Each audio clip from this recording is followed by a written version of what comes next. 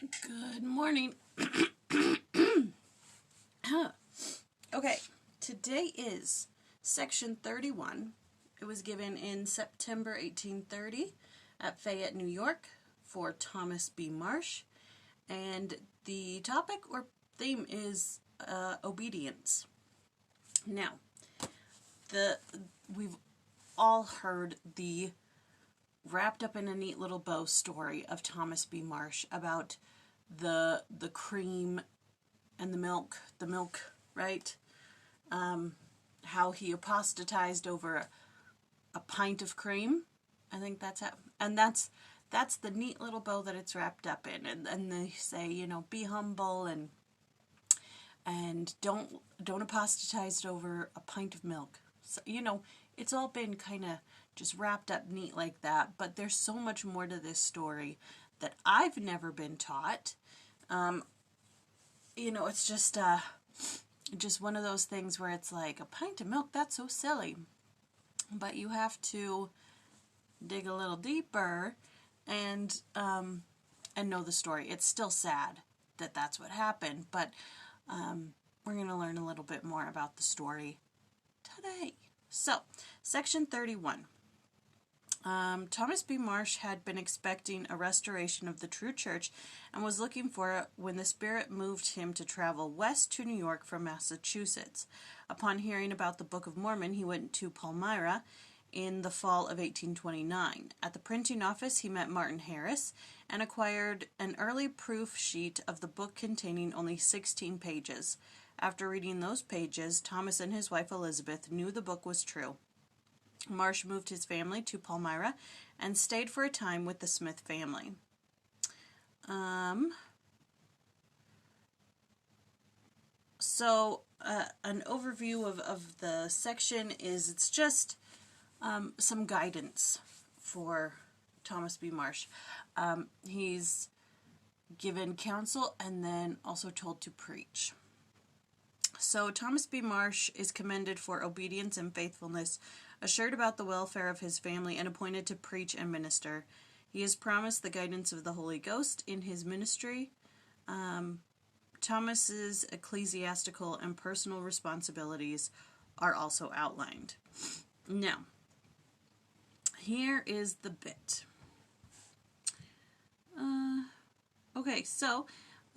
After a varied career, Thomas moved to Kirtland, Ohio, where he was called to the apostleship. In August 1838, Thomas's wife Elizabeth and George W. Harris's wife Lucinda desired to make cheese and exchange milk. Sister Marsh wished to make some extra good cheese and saved a pint of the strippings from each cow, sending Sister Harris the milk without the strippings. From these small beginnings, the issue over the strippings of the milk escalated, and eventually a trial was held. The bishop concluded that Elizabeth had defrauded Lucinda, so Thomas appealed to the High Council. When their decision affirmed that of the bishop, he appealed to the First Presidency of the Church. The First Presidency affirmed that Elizabeth was guilty. George A. Smith said, Thomas B. Marsh then declared that he would sustain the character of his wife even if he had to go to hell for it. At the time of his apostasy, Thomas was president of the Quorum of the 12 Apostles.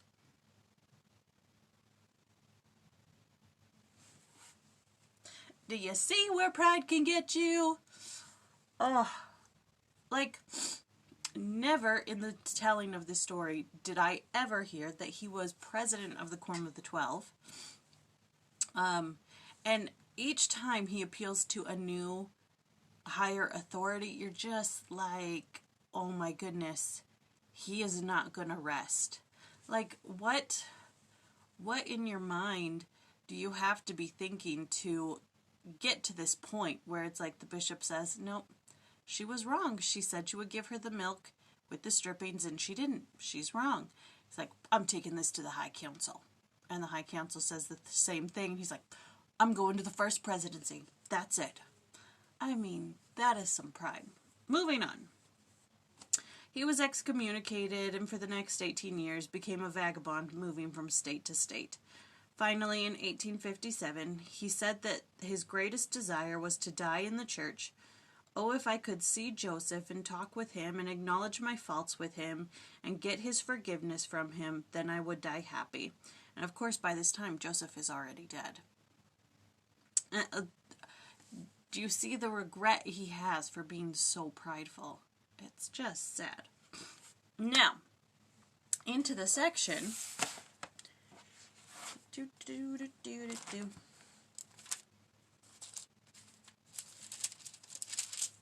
All right. Here we go. It talks about his family will be fine. You need to preach, and you shall strengthen them and prepare them. And then verse 9. Be patient in afflictions. Revile not against those that revile. Govern your house in meekness and be steadfast. Now, as I was reading that last night, I was like, duh, Haley. Duh. Because last night at work, a man came in and was yelling at me for something I didn't do. Because he was yelling at me about prints and how they were bad. And how he was pointing in my finger and he was like, blah, blah, blah, blah. It's coming out of your paycheck. You need to learn how to use that machine. I was not happy about this. I was not, let's say, humble or meek. I was like, excuse me, I messed up your prints? I don't think so. Because when I do prints, I have people check them. And if they're not perfect, we redo them. Because I've had that mistake done. When I first started working there, over a year ago, I don't mess up on prints, okay? If something is off, they need to tell me. And if they don't tell me, then that's their issue. And it's not going to come out of my pocket. You see that? I'm prideful. Anyways, yesterday I began my study on humility. And I was given an opportunity to be humble. And I was not. Oh, but I don't take criticism well, especially when it's not my fault. Anyways, revile not against those that revile. Anyways, the Lord knows potential problems in our future and gives us counsel through the revelation of the prophet to help each one of us prepare. He knew the problem that was forthcoming. Is that a word? I don't know. That was going to be coming up in Thomas's life and gave him counsel right here. And Thomas ignored it. But there's more to that. And then, let's see, where else? Oh, in verse 12, it says, pray always, lest you enter into temptation and lose your reward. Unless we communicate with the Lord regularly, our relationship with him will diminish over time. I don't want to say that Thomas wasn't praying, but it seems to be saying here that the Lord is giving him counsel for his future and saying, please pray. You need to pray. If he was praying, he would have been close with the Lord. He would have been humble, and he wouldn't have excommunicated. He wouldn't have been. So just some lessons from Thomas B. Marsh's life. I realized that up until that point, I mean, he was president of the Quorum of the 12. So he was something, but we really only look at his life after that point. There are lessons to be learned there for sure. And in the podcast, they tell us not to judge these people too harshly. But this life and this story is an example to us about humility and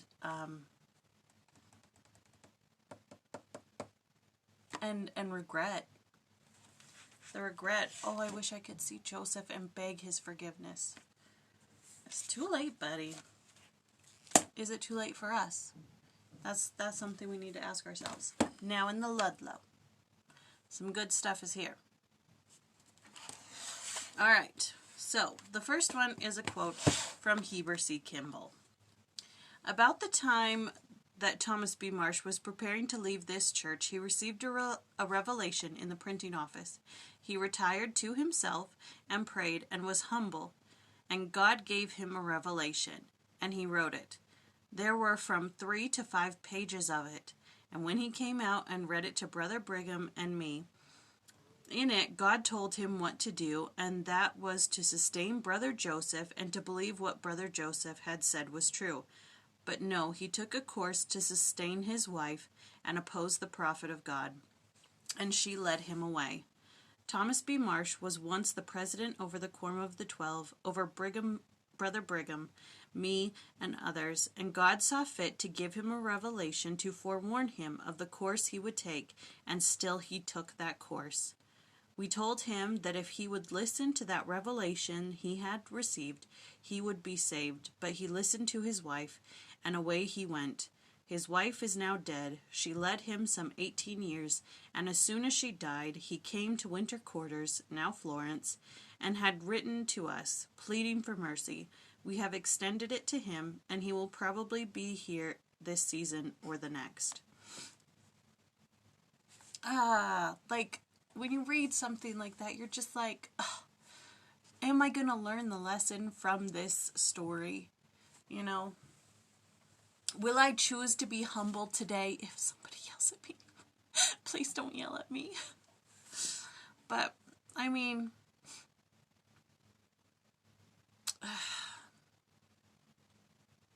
it's a sad story. It's so sad. Now, the next bit is from Thomas B. Marsh. It's covering the topic of pray always lest you lose your reward. I'm sorry.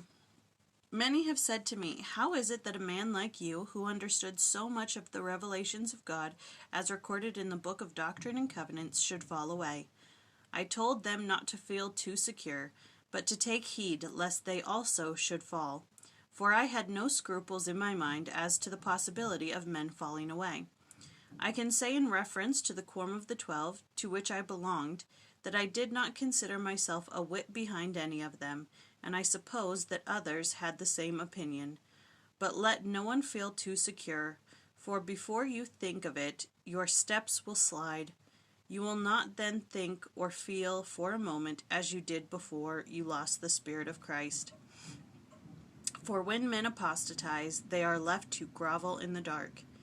Had I known as much of the Church of Jesus Christ and its doctrines before I apostatized as I know now, I think I could not have backslidden. Again, a warning against pride. He's saying, people are like, how is it that you... I said this. How is it that you, president of the quorum, could have apostatized? Apostatized? I'm never going to say that word right. How is that possible? And he's like, watch yourself. Don't think about me. Watch yourself. I never had any thoughts of leaving the church.